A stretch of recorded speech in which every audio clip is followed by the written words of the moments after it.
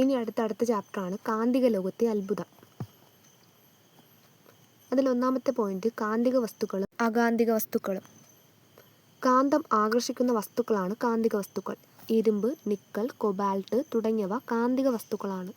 കാന്തം ആകർഷിക്കാത്ത വസ്തുക്കളാണ് അകാന്തിക വസ്തുക്കൾ. പേപ്പർ, പ്ലാസ്റ്റിക്, സ്വർണം, മരം തുടങ്ങിയവ അകാന്തിക വസ്തുക്കളാണ്.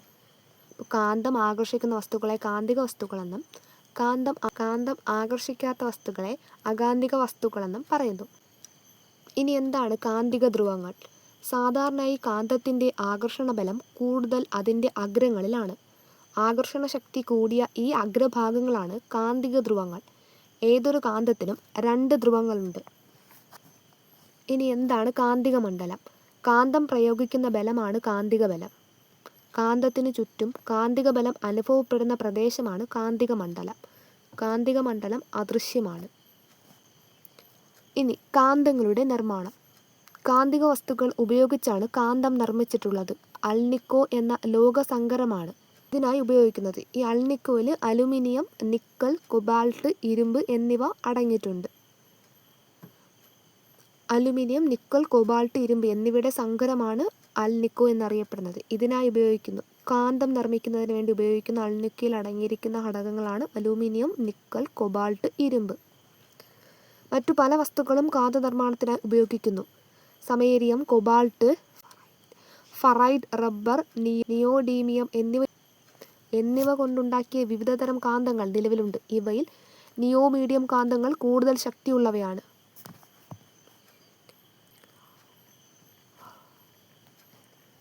ഇനി കാന്തിക ധ്രുവങ്ങൾ. ഭൂമിയുടെ വടക്കുദിശയിലേക്ക് നിൽക്കുന്ന അഗ്രത്തെ കാന്തത്തിൻ്റെ ഉത്തര ധ്രുവം അഥവാ നോർത്ത് പോൾ എന്നും ഭൂമിയുടെ തെക്കുദിശയിലേക്ക് നിൽക്കുന്ന അഗ്രത്തെ കാന്തത്തിൻ്റെ ദക്ഷിണ ധ്രുവം എന്നും പറയുന്നു. അവയെ NS എന്നീ അക്ഷരങ്ങൾ കൊണ്ടാണ് സൂചിപ്പിക്കുന്നത്. ബാർ കാന്തത്തിൻ്റെ ഉത്തരധ്രുവത്തെ സൂചിപ്പിക്കാൻ പ്രത്യേക അടയാളം കൊടുക്കാറുണ്ട്. സാധാരണയായി ഒരു വെള്ള സ്പോട്ടാണ് ഉത്തരധ്രുവത്തിൽ അടയാളമായി കൊടുക്കുന്നത്. സ്വതന്ത്രമായി തൂക്കിയിട്ട കാന്തം എപ്പോഴും തെക്ക് വടക്ക് ദിശയിലായിരിക്കും നിലനിൽക്കുന്നത്. ഇനി കാന്തം പൊട്ടിയാൽ. ഒരു കാന്തം മുറിഞ്ഞ് 2 കഷ്ണങ്ങളായാൽ എന്ത് സംഭവിക്കും? 2 കഷ്ണങ്ങളും ഓരോ ചെറുകാന്തങ്ങളായി തീരും. ഇനി വടക്ക് നോക്കി യന്ത്രം.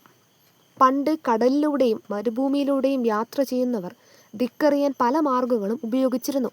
ധ്രുവ നക്ഷത്രത്തെയും മറ്റു ചില നക്ഷത്ര സമൂഹത്തെയും അവർ ഇതിന് പ്രയോജനപ്പെടുത്തിയിരുന്നു. കാന്തത്തിൻ്റെ സവിശേഷത തിരിച്ചറിഞ്ഞതോടെ ദിക്കറിയാനുള്ള മാർഗം വളരെ എളുപ്പമായി. ഇനി എന്താണ് ഭൂകാന്തം? ഭൂമി ഒരു കാന്തമാണ്. ഈ ഭൂകാന്തത്തിന് ഒരു കാന്തിക മണ്ഡലമുണ്ട്. ഭൂകാന്ത ധ്രുവങ്ങൾ തെക്കുവടക്ക് ദിശയിലാണ്. ഭൂമിയുടെ ഉത്തരധ്രുവവും ഭൂകാന്തത്തിൻ്റെ ദക്ഷിണ ധ്രുവവുമാണ്. ഭൂമിയുടെ ദക്ഷിണ ധ്രുവവും ഭൂകാന്തത്തിൻ്റെ ഉത്തരധ്രുവവുമാണ്. അതുകൊണ്ടാണ് സ്വതന്ത്രമായി തൂക്കിയിട്ട കാന്തം എപ്പോഴും തെക്കുവടക്ക് ദിശയിൽ നിലനിൽക്കുന്നത്. ഒന്നുകൂടെ, ഭൂമി ഒരു കാന്തമാണ്. ഈ ഭൂകാന്തത്തിന് ഒരു കാന്തിക മണ്ഡലമുണ്ട്. ഭൂകാന്ത ധ്രുവങ്ങൾ തെക്കുവടക്ക് ദിശയിലാണ്. ഭൂമിയുടെ ഉത്തരധ്രുവം ഭൂകാന്തത്തിൻ്റെ ദക്ഷിണ ധ്രുവമാണ്. ഭൂമിയുടെ ദക്ഷിണ ധ്രുവം ഭൂകാന്തത്തിൻ്റെ ഉത്തരധ്രുവവുമാണ്.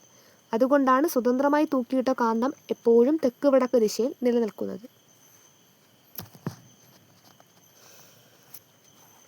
ഇനി ആകർഷണവും വികർഷണവും. വ്യത്യസ്ത കാന്തങ്ങളുടെ ഒരേ ധ്രുവങ്ങളെ സജാതീയ ധ്രുവങ്ങൾ എന്നും വ്യത്യസ്ത ധ്രുവങ്ങളെ വിജാതീയ ധ്രുവങ്ങൾ എന്നും പറയുന്നു. സജാതീയ ധ്രുവങ്ങൾ വികർഷിക്കുകയും വിജാതീയ ധ്രുവങ്ങൾ ആകർഷിക്കുകയും ചെയ്യുന്നു.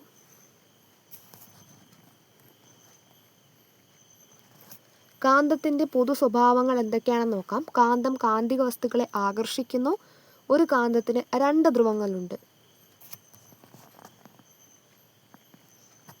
ഇനി കാന്തത്തിൻ്റെ ചരിത്രം. ഏകദേശം 2500 വർഷങ്ങൾക്ക് മുമ്പ് ഗ്രീസിൽ മഗ്നീഷ്യ എന്നൊരു സ്ഥലം ഉണ്ടായിരുന്നു. മാഗ്നസ് എന്നു പേരുള്ള ഒരു ആട്ടിടയൻ അവിടെയുണ്ടായിരുന്നു. ഒരു ദിവസം അദ്ദേഹം അഗ്രങ്ങളിൽ ഇരുമ്പ് ചുറ്റിയ തൻ്റെ വടി ഒരു പാറപ്പുറത്ത് വെച്ചിട്ട് വിശ്രമിക്കുകയായിരുന്നു. വിശ്രമം കഴിഞ്ഞ് പാറപ്പുറത്തു നിന്നും തൻ്റെ വടിയെടുക്കാൻ ശ്രമിക്കുമ്പോഴാണ് ആട്ടിടയന് വിചിത്രമായ ഒരു അനുഭവം ഉണ്ടായത്. ഇത് കേട്ടറിഞ്ഞ ഗ്രാമത്തിലുള്ള ആളുകൾ മുഴുവൻ അവിടെ എത്തി.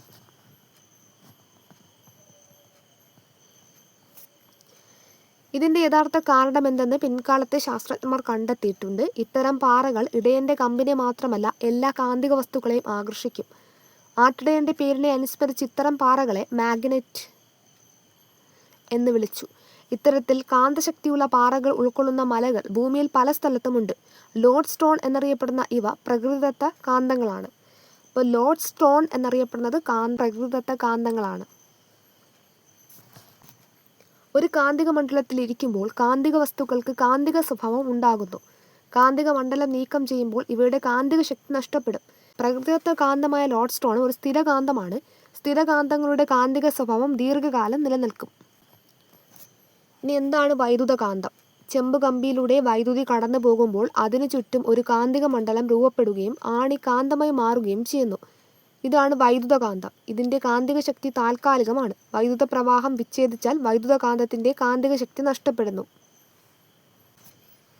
ഇനി കാന്തം കണ്ടുപിടിച്ചതിലൂടെ ഒരുപാട് കണ്ടുപിടുത്തങ്ങൾ നടന്നു. അതിൽ പ്രധാനപ്പെട്ട ഒന്നാണ് MRI അഥവാ മാഗ്നറ്റിക് റീസണൻസ് ഇമേജിംഗ് മെഷീൻ അഥവാ MRI. ദെൻ ക്രെഡിറ്റ് ഡെബിറ്റ് കാർഡുകളിലെ മാഗ്നറ്റിക് സ്ട്രിപ്പ്, മാഗ്ലെവ് ട്രെയിൻ, ഇതുപോലെ ധാരാളം സന്ദർഭങ്ങളിൽ നാം കാന്തിക ശക്തി പ്രയോജനപ്പെടുത്തുന്നുണ്ട്.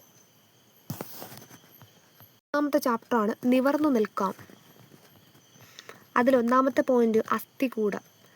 എന്താണ് അസ്ഥികൂടം? ശരീരത്തിന് ഉറപ്പും ആകൃതിയും ചില ആന്തരിക അവയവങ്ങൾക്ക് സംരക്ഷണവും നൽകുന്ന അസ്ഥികളുടെ ചട്ടക്കൂടാണ് അസ്ഥികൂടം.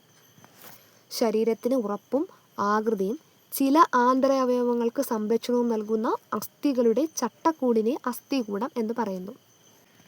ഇനി പക്ഷികളുടെ അസ്ഥികൂടം. പക്ഷികളുടെ അസ്ഥിയിൽ വായു അറകളുണ്ട്. അതിനാൽ മറ്റു ജീവികളെ അപേക്ഷിച്ച് പക്ഷികളുടെ അസ്ഥികൂടത്തിന് ഭാരം കുറവാണ്. ഇത് പക്ഷികൾക്ക് പറക്കുന്നതിനുള്ള ഒരു അനുകൂലനമാണ്. പക്ഷികളുടെ അസ്ഥിയിൽ വായു അറകളുണ്ട്. അതിനാൽ മറ്റു ജീവികളെ അപേക്ഷിച്ച് പക്ഷികളുടെ അസ്ഥികൂടത്തിന് ഭാരം കുറവായിരിക്കും. ഇനി മനുഷ്യ അസ്ഥികൂടം. തലയോട്, നട്ടെല്ല്, വാരിയെല്ല്, മാറെല്ല്, കൈകാലുകളിലെ അസ്ഥികൾ, ഇടുപ്പെല്ല് എന്നിവയെല്ലാം ചേർന്നതാണ് മനുഷ്യൻ്റെ അസ്ഥികൂടം. ഇനി എന്താണ് തലയോട്? 22 അസ്ഥികൾ ചേർന്നാണ് തലയോട്. ഇവയിൽ ഒരസ്ഥി മാത്രമാണ് നമുക്ക് ചലിപ്പിക്കാൻ കഴിയുന്നത്. അപ്പോൾ 22 അസ്ഥികൾ ചേർന്നതാണ് തലയോട്. ഇവയിൽ ഒരസ്ഥി മാത്രമേ നമുക്ക് ചലിപ്പിക്കാൻ കഴിയൂ. അത് കീഴ്ത്താടിയെല്ലാണ് നമുക്ക് ചലിപ്പിക്കാൻ കഴിയുന്നത്. കീഴ്ത്താടിയെല്ലാണ്. തലയോടിനുള്ളിൽ സംരക്ഷിക്കപ്പെട്ടിരിക്കുന്ന പ്രധാന അവയവമാണ് തലച്ചോറ്. ഇതുകൂടാതെ കണ്ണ്, ചെവി, മൂക്ക്, നാക്ക് എന്നീ ഇന്ദ്രിയങ്ങൾക്കും സംരക്ഷണം നൽകുന്നതും തലയോടാണ്. മസ്തിഷ്കത്തിന് സംഭവിക്കുന്ന ചെറിയ ക്ഷതങ്ങൾ പോലും ഗുരുതരമായ ആരോഗ്യ പ്രശ്നങ്ങൾക്ക് കാരണമാകും. ഇനി എന്താണ് നട്ടെല്ല്? ശരീരം നിവർന്നു നിൽക്കുന്നതിനും ചലിക്കുന്നതിനും സഹായിക്കുന്ന അസ്ഥികളുടെ ഒരു നിരയാണ് നട്ടെല്ല്. നട്ടെല്ലിലെ അസ്ഥികളെ കശേരുക്കൾ എന്നാണ് പറയുന്നത്. 33 കശേരുക്കൾ ചേർന്നതാണ് നട്ടെല്ല്. നാഡീവ്യൂഹത്തിൻ്റെ പ്രധാന ഭാഗമായ സുഷുമ്നാ നാഡി കടന്നു പോകുന്നത് നട്ടെല്ലിലൂടെയാണ്. അതുകൊണ്ട് തന്നെ സുഷുമ്നാ നാഡിയുടെ സംരക്ഷണ കവചം കൂടിയാണ് നട്ടെല്ല്. നട്ടെല്ലിന് കാര്യമായ ക്ഷതമേറ്റാൽ എഴുന്നേറ്റ് നടക്കാൻ പ്രയാസമാണ്. സുഷുമ്നാ നാഡിയുടെ സംരക്ഷണ കവചം കൂടിയാണ് നട്ടെല്ല്. ഇനി എന്താണ് വാരിയെല്ല്? മനുഷ്യ ശരീരത്തിൽ 12 ജോഡി വാരിയെല്ലുകളാണ് ഉള്ളത്. ഹൃദയം, ശ്വാസകോശം, ചില പ്രധാന രക്തക്കുഴലുകൾ എന്നിവയെ പൊതിഞ്ഞു സംരക്ഷിക്കുന്നത് വാരിയെല്ലുകളാണ്. വാരിയെല്ലുകൾ പിന്നിൽ നട്ടെല്ലിനോടും മുന്നിൽ മാറലിനോടും ബന്ധിച്ചിരിക്കുന്നു. ഇനി മനുഷ്യൻ്റെ ഓരോ കൈയിലും 32 അസ്ഥികൾ വീതമാണുള്ളത്. 2 കാലിൽ നിൽക്കുവാനുള്ള കഴിവ് മനുഷ്യർക്കുണ്ട്. കൈകളിലെ അസ്ഥികളെ അപേക്ഷിച്ച് കാലിലെ അസ്ഥികൾ കൂടുതൽ ബലമുള്ളവയാണ്. മനുഷ്യ ശരീരത്തിൽ ഒരു കാലിൽ 31 അസ്ഥികളുണ്ട്. ജനനസമയത്ത് നമ്മുടെ ശരീരത്തിൽ ഏകദേശം 300 അസ്ഥികളുണ്ടാവും.